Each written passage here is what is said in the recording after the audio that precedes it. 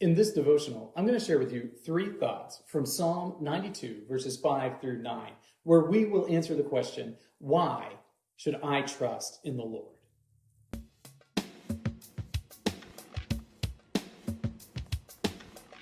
Psalm 92, 5 through 9 says, "How great are your works, O Lord! Your thoughts are very deep. The stupid man cannot know, the fool cannot understand this, that though the wicked sprout like grass, and all evildoers flourish, they are doomed to destruction forever. But you, O Lord, are on high forever. For behold your enemies, O Lord, for behold your enemies shall perish, all evildoers shall be scattered." So often we're left with this question, why in the world should I even trust in the Lord? Some people don't even get to that point. They're asking whether or not the Lord even exists. But why should you trust in the Lord at all? What is it that the Lord has done that is so fabulous that means you should trust him? Well, here are 3 thoughts on why I should trust the Lord from Psalm 92, verses 5 through 9. Thought number 1, the Lord is great. When you look through the text of Scripture, you see the greatness of God displayed again and again and again. This is special revelation, the Lord's greatness shown to us through the prophets and the apostles. You can also see the greatness of the Lord through general revelation. That's just when you are outside in the world and you recognize the goodness of God through the experiences around you. Both of these things, special revelation from God and general revelation from God, help us to understand that the Lord is great.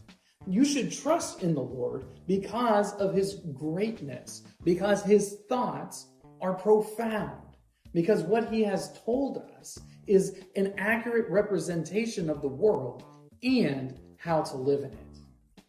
Thought number 2, the fool rejects him.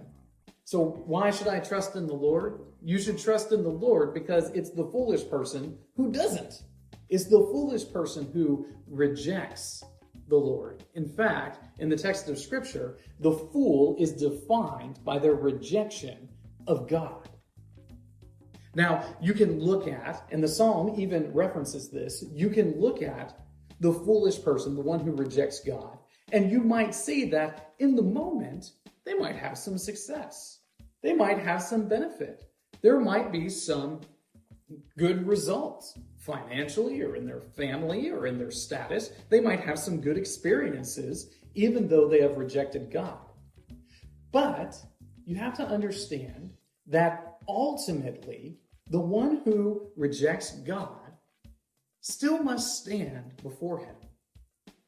Ultimately, the one who rejects God still faces judgment. And it is only the fool who rejects the Lord when the Lord is the ultimate judge over all creation.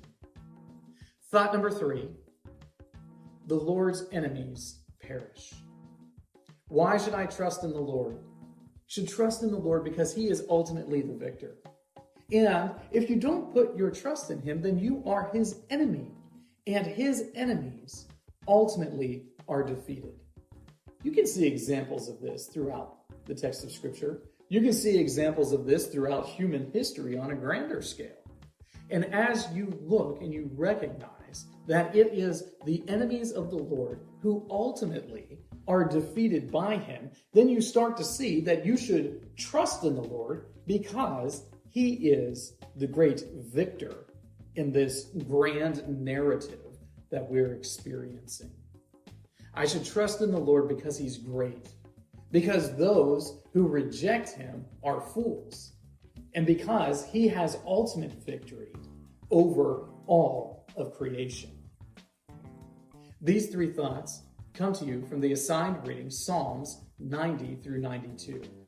If you'd like to read through the Bible with me, you can do so by joining the Facebook group Through the Bible, where we are reading the text of Scripture together.